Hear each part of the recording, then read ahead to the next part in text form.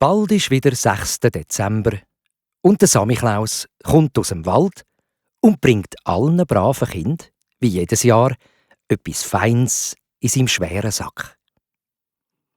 Seit ein paar Tagen war der alte Samichlaus fleissig am Nüsse sammeln.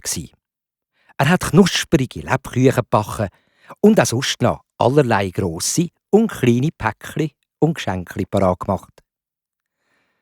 Er war anfangs so müde, dass er fast schon im Stehen eingepfuset ist. Dabei hat er von den Menschen in der Stadt und Dörfern geträumt. Die Eltern sind in der Stube gehockt und haben Fernsehen geschaut, statt ihren Kindern tolle Geschichten zu erzählen. Heute haben die Erwachsenen halt eben keine Zeit mehr für die Kinder. Am anderen Morgen, wo dann der Samichlaus verwacht ist aus seinem bösen Traum, war er froh gewesen, dass er das alles nur geträumt hat. Ich kann mir das gar nicht vorstellen, dass die Eltern ihren Kindern gar keine Geschichten mehr erzählen würden. Ja, dass mich die Kinder gar nicht mehr kennen würden. Aber ich habe das ja nur geträumt. Aber den ganzen Tag hat ihn der Traum verfolgt. Am Abend hat ihm die ganze Geschichte schliesslich keine Ruhe mehr gelassen. Und er wollte es wissen. Und ist schnurstracks in die Stadt marschiert. Bei allen Feistern, wo er reingeschaut hat, hat er nur noch den Kopf geschüttelt. Sein Traum war also doch kein Traum gewesen. Es ist alles wahrhaftig und wahr. Vor lauter Fernsehen schauen vergessen die am Schluss noch, dass ich gleich komme.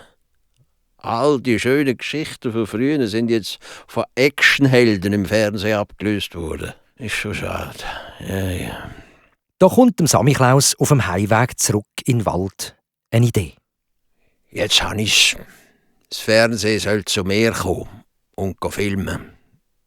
Dann sehen nämlich alle Leute am Abend, wenn sie vor der Glotze sitzen, dass es mich, den Samichlaus, noch gibt. Und haben keine Lust, irgendwo vorbeizugehen, wenn sie mich gar nicht mehr kennen. Kaum hat am anderen Tag die Sonne richtig zwischen den Wolken vorgeschaut, ist er aus den Federn gekumpelt und hat ins Fernsehstudio angerufen. So, wo habe ich jetzt schon wieder die Nummern angelegt? Ah, da ist sie. So. 01 4 7 6 5 4.